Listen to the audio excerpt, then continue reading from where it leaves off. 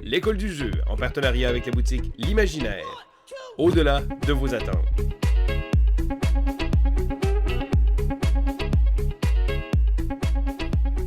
Bonjour mes messieurs et madame Net, c'est Vince de l'école du jeu et aujourd'hui je fais un Quoi de neuf Vince du dernier tiers slash quart de 2019 parce que je n'ai pas été actif du tout sur la chaîne. En fait, j'avais besoin d'une pause. Et dans cette vidéo, je vais vous expliquer qu'est-ce qui m'a poussé à vouloir prendre une pause et je vais vous parler aussi de différents jeux que j'ai joué pendant cette pause-là, parce que oui, c'est pas parce que je faisais pas de vidéo que j'ai pas joué à des jeux de société, bien au contraire. Si ça vous intéresse pas vraiment de savoir pourquoi j'ai pris une pause, c'est correct, vous avez le droit, je vous juge pas. Moi aussi, des fois, ça m'intéresserait plus ou moins.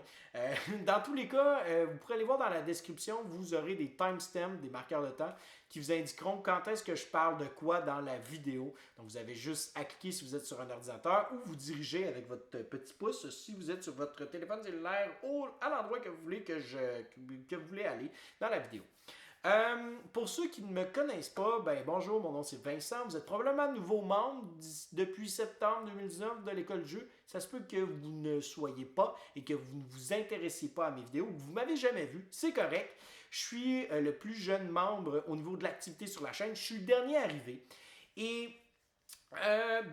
j'ai comme pas fait de vidéo depuis la fin août. En fait, depuis le Gen Con. Parce que j'étais au Gen Con.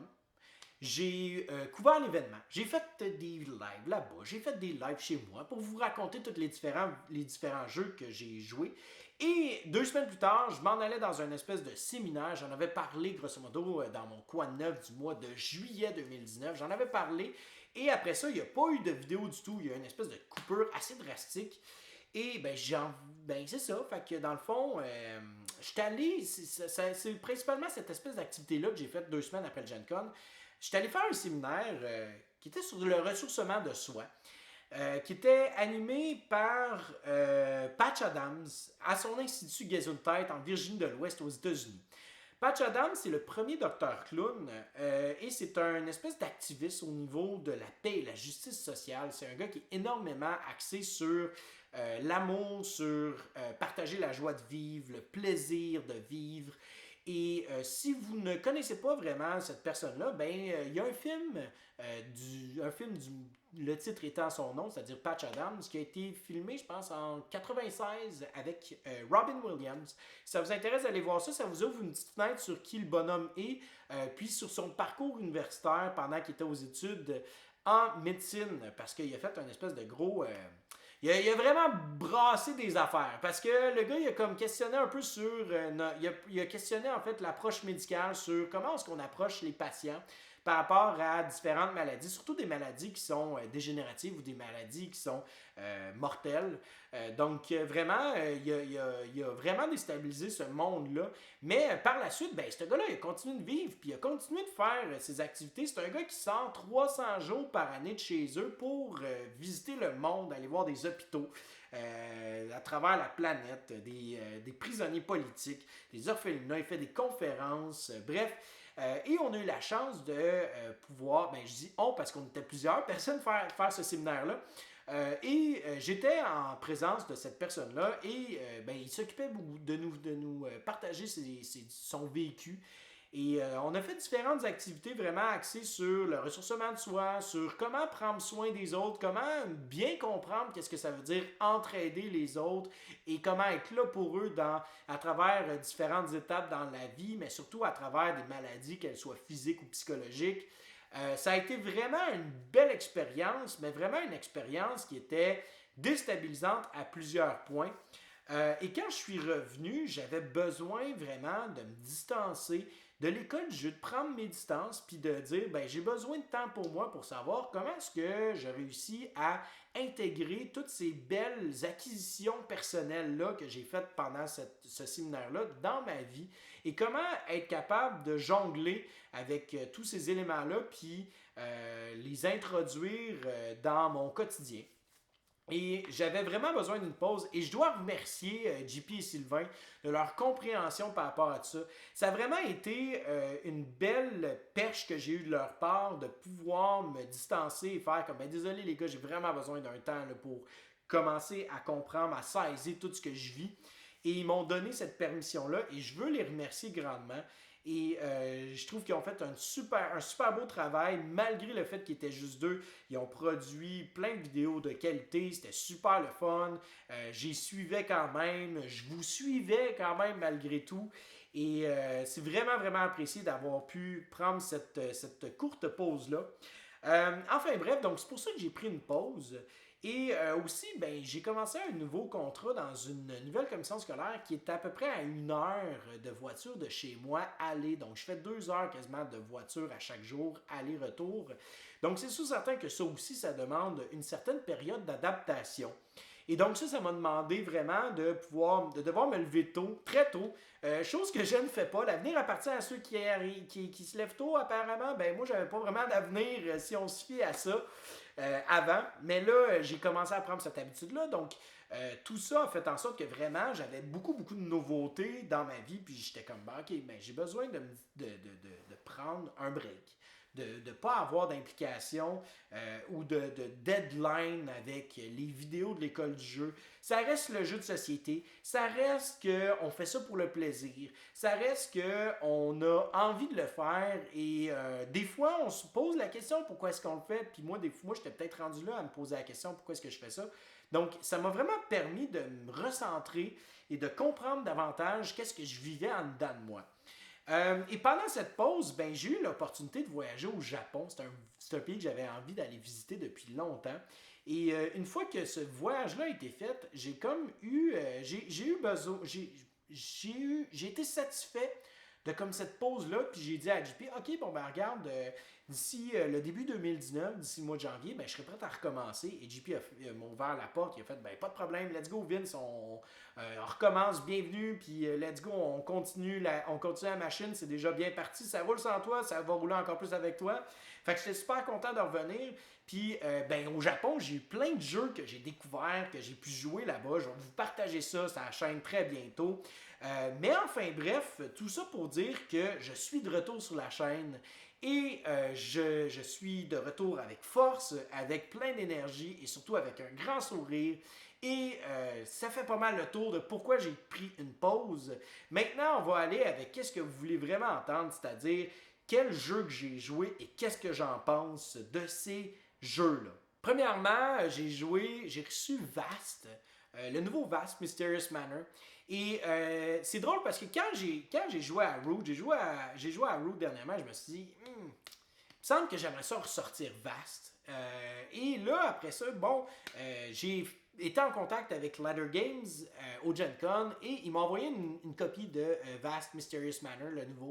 J'ai joué à peu près comme 3-4 parties, puis j'ai vraiment eu du fun. J'ai vraiment trouvé que le jeu, on ramenait l'essence de Vast, mais de façon beaucoup plus simple, beaucoup plus épurée.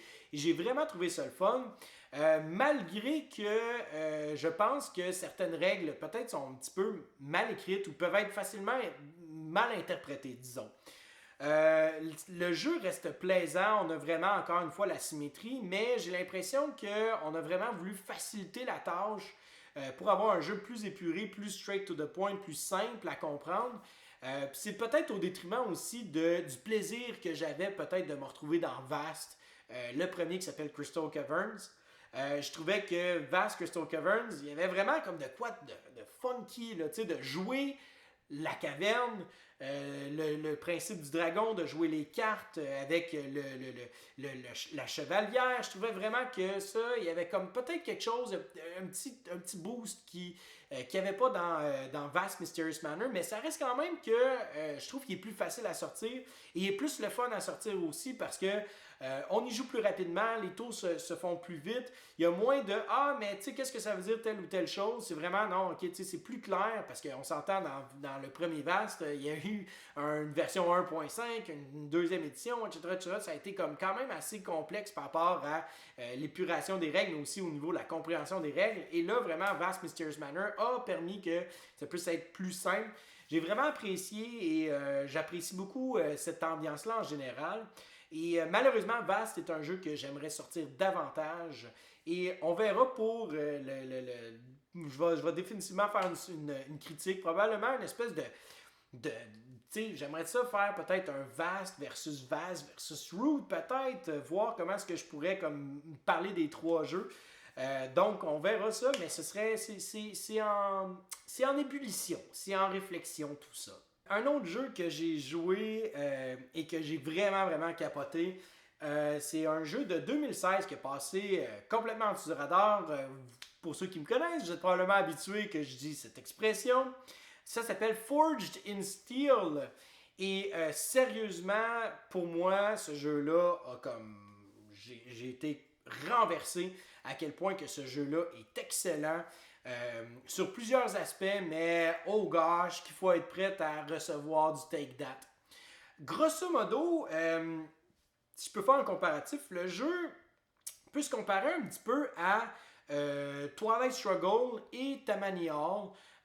Twilight Struggle est un jeu de 2004 où est-ce qu'on amenait un principe très intéressant en fait, où est-ce que les joueurs avaient accès à des cartes et chacune des cartes avait soit que c'était une carte russe ou une carte américaine, et si je jouais une carte, je pouvais la jouer soit pour l'effet de la carte, si j'étais de la bonne faction, ou pour le nombre d'étoiles, et là ça me donnait des points en fait que je pouvais diviser de différentes manières, et on a dans Forged in Steel le même principe, où est-ce que plutôt, là il n'y aura pas de faction en fait, soit les Russes ou les Américains, mais ça va vraiment être des cartes que je peux utiliser soit pour l'effet de la carte en tant que telle, ou pour le nombre de points, et les points peuvent être utilisés de différentes manières pour installer des bâtiments, installer en fait un contrôle de territoire aussi, installer des mines, installer des maisons, etc. etc. Bref, on va avoir une espèce de contrôle de territoire aussi qui va s'imbriquer là-dedans.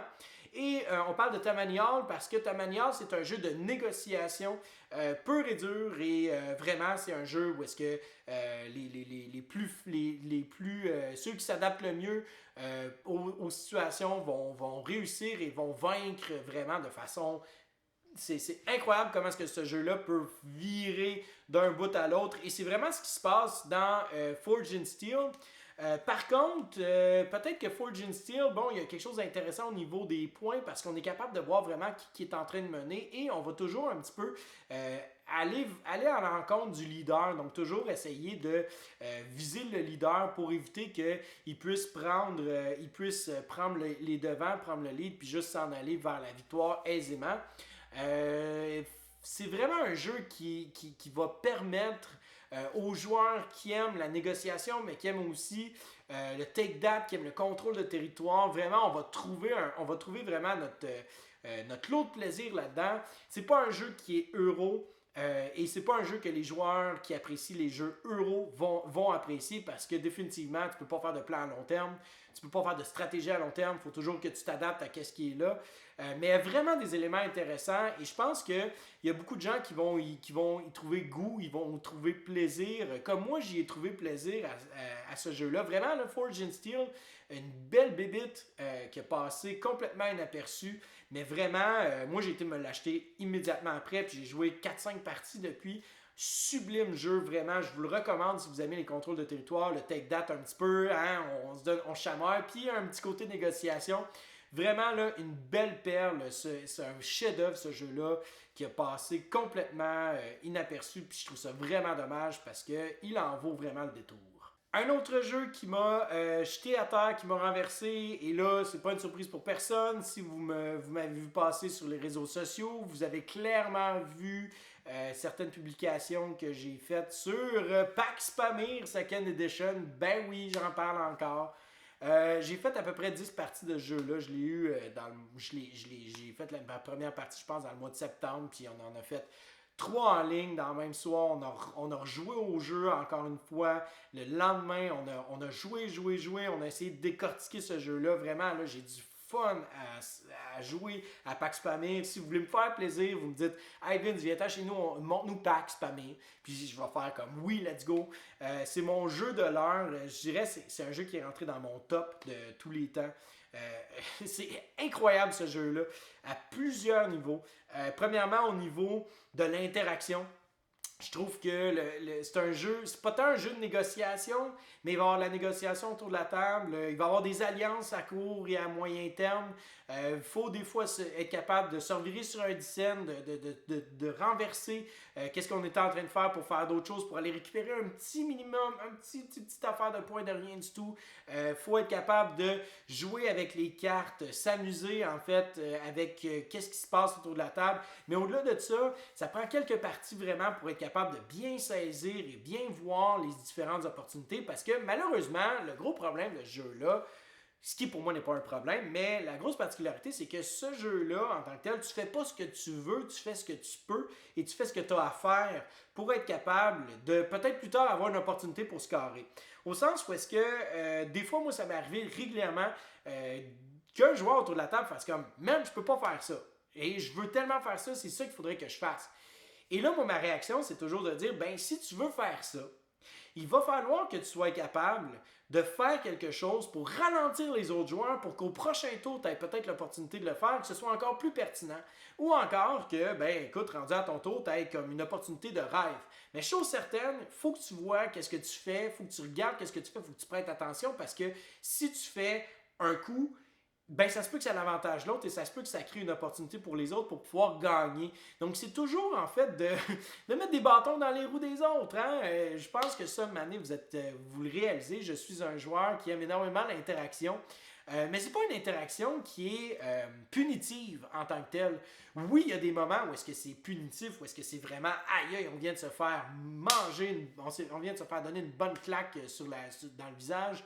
Mais c'est pas un jeu qui est mean ou qui est méchant ou que on va être déçu parce que notre stratégie à long terme n'a pas fonctionné et là tout est bousillé. Non, c'est un jeu vraiment qui va te permettre de faire j'ai pas fait un bon coup ce tour-ci, mais le prochain coup, je vais pouvoir en faire un meilleur que qu'est-ce que j'aurais pu faire même si j'avais bien joué. Et c'est ça que j'aime énormément, c'est le fait que t'es pas embriqué dans une seule et unique stratégie ou une seule et unique chose et que là, si ça se bousille, bien là, ta partie est bousillée de A à Z.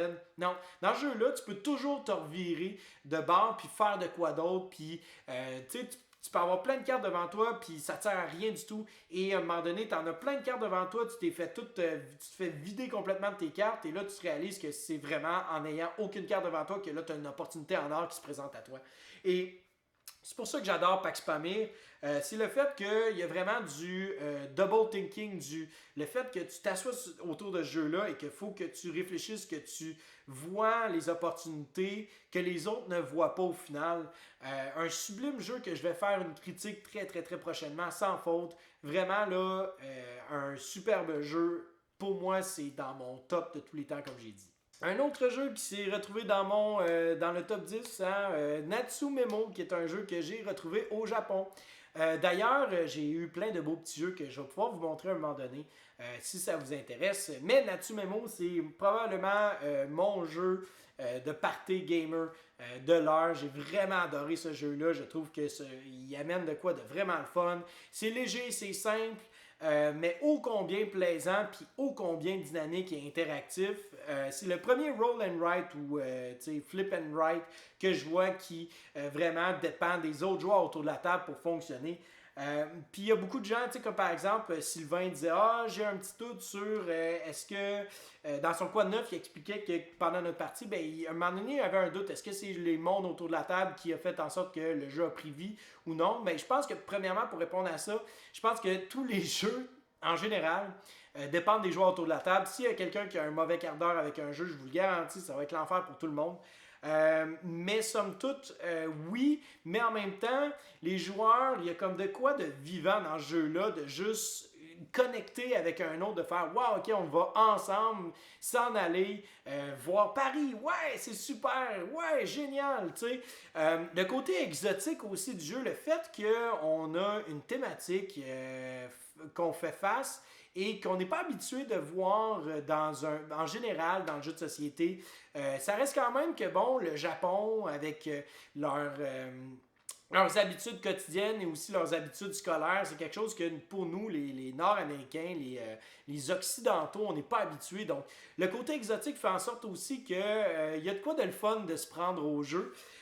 Mais somme toute, moi, je pense que je suis rendu à encore 9 ou 10 parties de ce jeu-là et je ne cesserai pas je ne cesserai pas de jouer à ce jeu-là. J'ai envie de le ressortir, j'ai envie de rejouer avec des gens que j'ai joué, j'ai envie de m'amuser, de me prêter à ce jeu-là. C'est tellement le fun. Encore une fois, un jeu que je vais définitivement faire une critique sur celui-ci très bientôt. Un jeu qui mérite plein d'attention, full d'amour. Puis j'espère qu'il va venir bientôt en français ou en anglais. Bref, à voir très bientôt. Je pourrais parler aussi de King's Dilemma, hein, parce que King's Dilemma était mon numéro 3 dans le top 10 des jeux de 2019. Je suis en train de vous spoiler tout ça. C'est pas grave. On s'en fout, hein? On jase. C'est une discussion. Hein? Mais King's Dilemma, un jeu de négociation à sa plus simple forme, très axé sur l'histoire. Donc, le plus gros défaut de ce jeu-là, c'est le fait que parfois la langue peut être une barrière pour certaines personnes. Si le jeu n'est pas dans votre langue maternelle, à ce moment-là, ça peut peut-être créer conflit au niveau de se prêter à l'histoire. Mais étant donné que moi, j'ai pas vraiment de problème en anglais, j'ai vraiment été capable de pouvoir me lancer là-dedans. Et c'est le genre de jeu qui va vraiment pogner avec des joueurs de Donjons Dragons ou même des joueurs qui aiment faire du jeu de rôle dans les grandeurs nature. Parce que c'est le genre de jeu que tu t'assois, tu peux avoir une boisson alcoolisée, un verre de vin ou une bière. Tu joues à ça, puis là, tu fais semblant d'être un dirigeant d'un pays, puis là, tu donnes ton opinion. Mais ton opinion est toujours biaisée parce que tu as toujours une espèce d'arrière-pensée que tu fais comme ben, je veux avoir des points, puis je veux avoir la faveur de cette. Je veux qu'on aille vers cette direction-là parce que moi, ça va me favoriser. Donc, tu prends vraiment plaisir si tu te prêtes au jeu, puis si tu joues le jeu de rôle que King's Dilemma offre. Mais puis parce qu'au niveau mécanique, c'est pas un jeu qui est à se jeter à terre. Là, je veux dire, c'est juste un jeu qui réside dans l'interaction entre les joueurs, littéralement. Et je pense que c'est vraiment la plus belle chose que le jeu peut offrir, c'est le fait que c'est simple et c'est un jeu Legacy qui est simple, qu'on peut sortir à 6 heures le soir, comme on peut sortir à 1 heure le matin pendant des soirées de jeu, parce que ça se prête super bien, tu sais, je veux dire, il est 1 heure du matin, on a plus ou moins le goût, on veut juste jaser, on veut juste faire semblant de jouer à un jeu, je dis faire semblant, c'est pas vrai qu'on le fait juste en semblant, mais tu sais, on veut juste jouer à un jeu léger, pas trop se prendre la tête, ben à ce moment-là, on a le jeu parfait avec King's Dilemma. J'ai vraiment hâte de voir où est-ce que l'histoire se dirige parce que aussi c'est super bien écrit. Vraiment là, un travail d'écriture hors du commun. Je suis habitué quand même de jouer à des jeux de société. Je suis pas un grand fan de jeux qui est story-driven, qui est dirigé vers l'histoire, qui est axé sur le racontage d'histoire, mais celui-là, on s'y prête vraiment bien à cause du récit qui nous est raconté, mais aussi parce que chaque décision que l'on prend amène une direction, une tangente différente à laquelle on ne s'attend jamais. Vraiment, là, un superbe jeu. Probablement une critique aussi, on ne sait pas. Un autre jeu qui m'a surpris, qui se nomme Flotilla. C'est un jeu qui est passé, encore une fois, sous le radar de 2019, mais c'est un jeu euro avec la mécanique de gestion de cartes de Concordia. On va avoir une main de cartes et là, le but, c'est très simple, c'est de faire des points. Et on va faire des points en faisant différentes choses, évidemment, dans le jeu. Mais la particularité, c'est que cette main-là on peut augmenter le nombre de cartes que l'on a en main. On peut aller récupérer des nouvelles cartes et ces nouvelles cartes-là, évidemment, sont plus fortes que nos cartes de base. Ceci étant dit, le centre, vraiment, le core du jeu qui devient intéressant, c'est le fait que une partie peut vraiment se jouer de deux manières complètement différentes parce que dans la thématique du jeu, on est dans les années 60 et il y a eu la Deuxième Guerre mondiale qui vient de se passer et on a eu un gros boom nucléaire qui vient de se dérouler, il y a une bombe qui a explosé et là, il n'y a plus de terre existante. On est en train de créer des flotillas qui sont des espèces d'îles construites sur mesure par des êtres humains avec des bouts de bois qui traînent à gauche puis à droite. Et notre but, ben, c'est simple, c'est de trouver ces ressources-là et ensuite de ça, de bâtir. Et le jeu te propose soit d'être un diver, donc de trouver tout le temps du matériel, de vendre ce matériel-là et de faire différents objectifs pour être capable de scorer des points.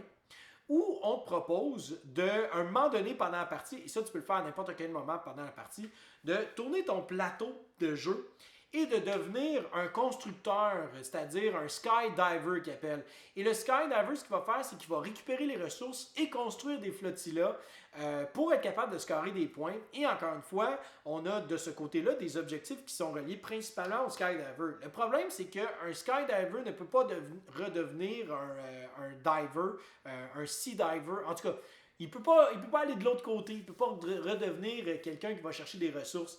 Alors que le joueur qui est celui qui va chercher des ressources peut rester de ce côté-là de son plateau tout le long de la partie. Et un joueur pourrait décider très très bien de faire comme ben moi je tourne tout de suite mon plateau puis je deviens tout de suite un skydiver immédiatement en début de partie. Et ça fait en sorte qu'on a une belle rejouabilité. Il y avait vraiment un système de jeu intéressant où est-ce qu'à un moment donné je jouais puis quand j'ai écouté les règles, j'ai lu les règles, j'ai écouté une vidéo.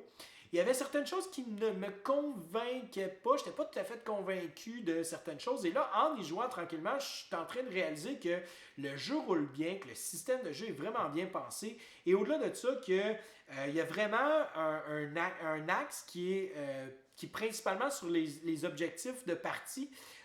Et ça va vraiment faire en sorte qu'on change notre manière de jouer, on change la manière qu'on va faire des points. Et vraiment, on va se concentrer sur différentes choses. Un superbe jeu, j'ai juste joué une fois, j'ai envie d'y rejouer, mais c'est pas un jeu qui est facile à sortir parce que c'est quand même un bon jeu assez viandeux, assez meaty, et donc il va falloir que je trouve des joueurs euros qui ont envie de se lancer là-dedans. Pendant mes vacances de Noël, j'ai initié ma femme à Too Many Bones, et je dois vous avouer que j'adore ce jeu-là, c'est mon jeu coopératif préféré probablement, je trouve ça vraiment vraiment le fun comme jeu. Frustrant parce que tu n'as pas le contrôle sur les dés. Frustrant parce que des fois, les situations se revirent contre toi. Mais c'est bien le fun. C'est vraiment, vraiment trippant comme jeu. J'aime le fait qu'on peut construire notre personnage. Et on a joué, je pense, 3 ou 4 parties. Et vraiment, là, la première partie, ça a été vraiment du débroussaillage.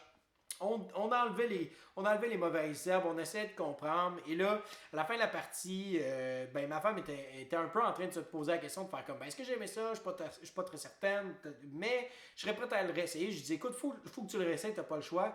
Garde le même personnage, essaie une autre stratégie. Et les autres parties suivantes, ça a juste été encore une fois du débroussaillage. Mais là, il était plus sûr, plus convaincu de où est-ce qu'elle s'en allait. Et c'est ça que j'aime beaucoup avec Too Many Bones, c'est qu'on peut vraiment décider de prendre un personnage, de faire 3, 4, 5 parties pour voir vraiment tous les différents rouages de celui-ci. Comment est-ce qu'on peut combiner en fait les forces d'un personnage avec un autre. Et si on change les deux personnages, il va falloir s'adapter l'un à l'autre, mais il va falloir s'adapter aussi à l'histoire. Et l'histoire est super bien écrite. Le matériel vraiment hors pair. C'est rare que pour moi, un jeu de société va me faire triper au niveau du matériel, mais celui-là, il me fait triper au niveau matériel et j'ai envie d'y rejouer, j'ai envie de le ressortir, j'ai envie de le montrer à différentes personnes. Bref, c'est pas un jeu qui est très accessible au niveau du coût. Hein, c'est un gros investissement. Au niveau ergonomique, ça prend de la place sur une table. Oui. Dans une bibliothèque aussi. Mais je pense que c'est un jeu qui en vaut vraiment la peine, qui en vaut vraiment la chandelle. Si vous voyez une copie usagée passer, essayez de la récupérer. Si vous avez un ami qui a ce jeu-là, essayez-le. Donnez-vous la chance de le tester parce que vraiment, c'est un jeu coopératif unique en son genre, excentrique, mais qui est vraiment, vraiment le fun. Surtout si on aime les histoires très D&D puis qu'on aime vraiment la construction de personnages. Là. Wow, génial! Et finalement, le dernier jeu que j'ai envie de vous parler, c'est Tainted Grail. Tainted Grail est un jeu qui vient tout juste de sortir, que j'avais backé, que moi j'avais vraiment, vraiment hâte de jouer. J'ai backé aussi Cloud Spire. J'ai été un petit peu déçu par Cloud Spire parce que j'avais l'impression que ça tourne. Je sais pas, j'ai pas eu un bon feeling. On m'a dit que le solo était extraordinaire. J'étais plus ou moins convaincu. En tout cas, bref, je vais peut-être laisser une chance à Cloud Spire. Mais Tainted Grail, je me suis dit, écoute, quand j'ai reçu le jeu, j'ai fait comme, ok, je veux mon jeu à moi qui est story-driven, qui est axé sur l'histoire, qui va me lancer dans une espèce d'épopée médiévale fantastique. J'ai envie de me perdre là-dedans et surtout j'ai envie d'un jeu qui est simple à mettre sur la table, que je me casserai pas trop la tête avec tout le matériel à pu finir. Il y a du matériel à pu finir, mais le rangement est quand même simple et j'ai l'impression que les cartes et puis le système de jeu est vraiment fluide. Et j'ai fait le premier scénario seulement, mais c'est un jeu que j'ai envie de retourner dedans. Là, j'aurais envie de le sortir. Il est sur ma table là, présentement. J'ai envie de le sortir, d'y jouer. J'ai vraiment hâte de me retrouver tout seul pour être capable de faire ma deuxième partie. L'histoire, pour l'instant, m'intrigue beaucoup. Beaucoup, beaucoup, beaucoup. C'est un jeu que j'ai hâte d'essayer. J'aime la thématique, j'aime l'ambiance un peu. Ça fait penser quasiment à Vikings, la télésérie mixée avec un univers médiéval fantastique à la The Witcher. Bref, ou même, tu sais, je dirais pas Game of Thrones, mais vraiment The Witcher, là, tu sais, le côté un peu nordique, très, tu sais, il fait froid. Il fait froid, tu le sens qu'il fait fret. Tu le sens que c'est lourd de marcher, c'est difficile parce que il y a des marais partout, puis t'as l'impression vraiment de te perdre, puis là, il y a comme plein de choses autour de toi, puis tu te dis, hey, mais qu'est-ce que c'est ça? Pourquoi est-ce que je m'en vais là? Pourquoi je m'en vais pas par là? Et le jeu j'ai vraiment l'impression que ce jeu-là, il y a comme une espèce de course contre la montre pour l'instant, qu'il faut que tu te dépêches à faire tes objectifs, mais en même temps, t'aurais peut-être le goût d'aller voir le forgeron là-bas, d'essayer de le manipuler ou d'y tordre un bras pour avoir son marteau. Il a l'air donc bien épique son marteau, tu sais.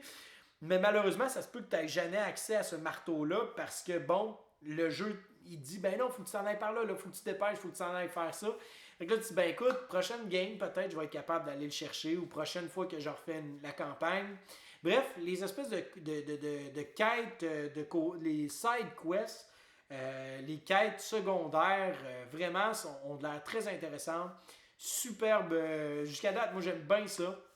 On va voir ce qu'il y en est. Si ça vous intéresse d'ailleurs que je fasse une critique sur le jeu ou que je fasse une session de jeu, ça me ferait plaisir. C'est sûr et certain qu'il y aurait des spoilers, donc il y aurait du divulgachage.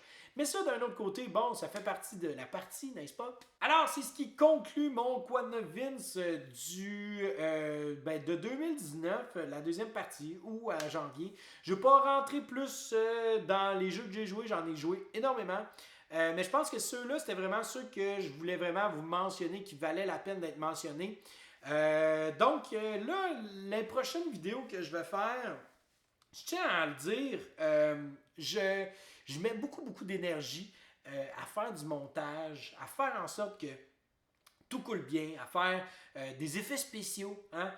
Ça a l'air niaiseux comme ça, mais ça prend beaucoup de temps et malheureusement, ce temps-là, je ne l'ai pas. Donc, ça se peut que probablement, je vais commencer peut-être à rester dans des sentiers battus un petit peu, réduire en fait le côté très fantasmagorique puis épique, puis me lancer dans un espèce de montage qui me prend 20 heures. Parce que oui, ça peut me prendre 20 heures faire un montage.